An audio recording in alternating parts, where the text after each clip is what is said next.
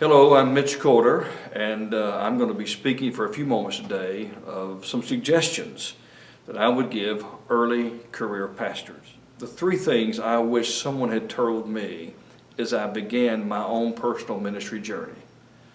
Number one is simply be patient.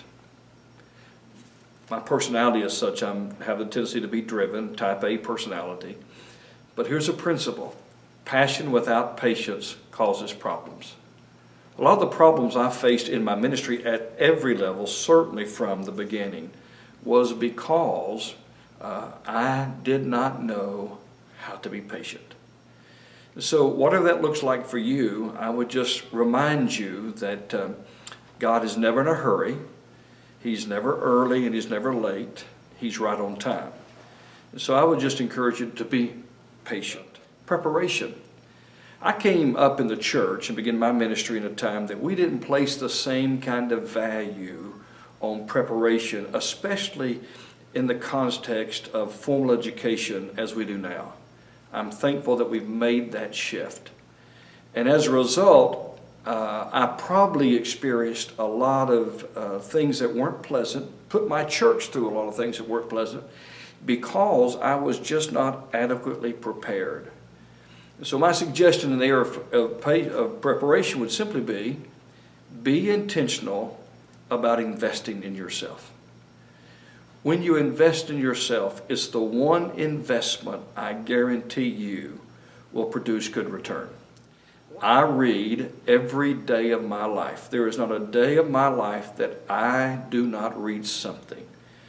And I think that's probably been the greatest contributor to my continual growth in my ministry calling as anything.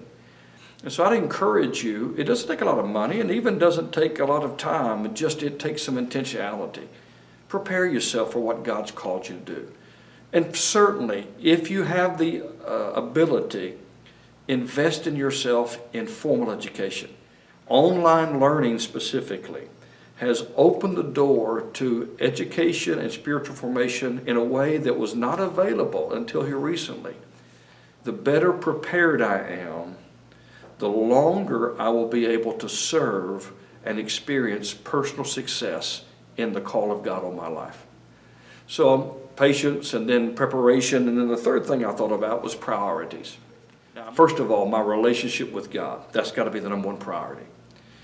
If I'm not in right relationship with God, I cannot be right in my ministry.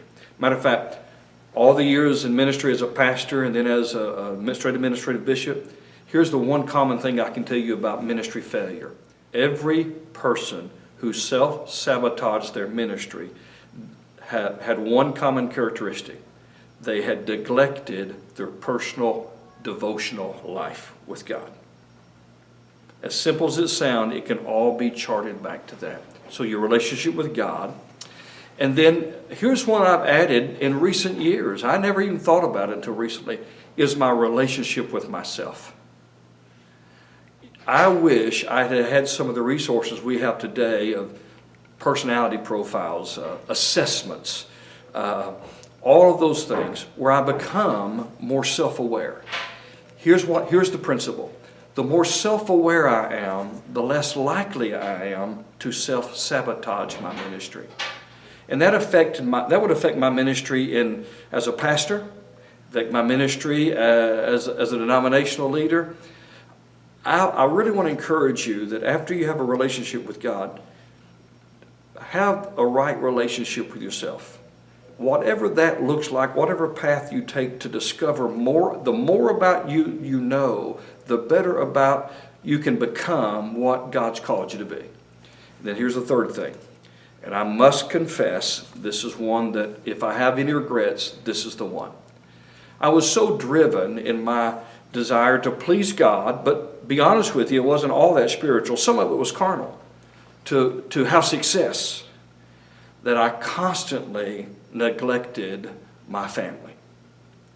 I was available to many, many others, but not always available to them. Now, thankfully, enough time has gone by and that I've made some adjustments in that. But here's the truth. At the end of the day, the one thing that we will all have, I believe, hopefully, and potentially. We may change churches, we may change ministry roles and functions, but our families are the constant. And this is not just a sermon point, but what a tragedy it would be for me to win the whole world and lose my family. So the priority would be God, my relationship with Him, my relationship with myself, then my relationship with my family, and then my relationship with my church or the place that He's given me to minister. Here's what I really believe. When I have those four things right and have them in order, priorities help you to structure your life in such a way that it actually prevents problems. The principle that we'd call it in Matthew 33, this kingdom principle, is seek first the kingdom and all these other things will be added to us. I think the principle practically is if we have our priorities right, it prevents a lot of other problems in our life and in our ministry.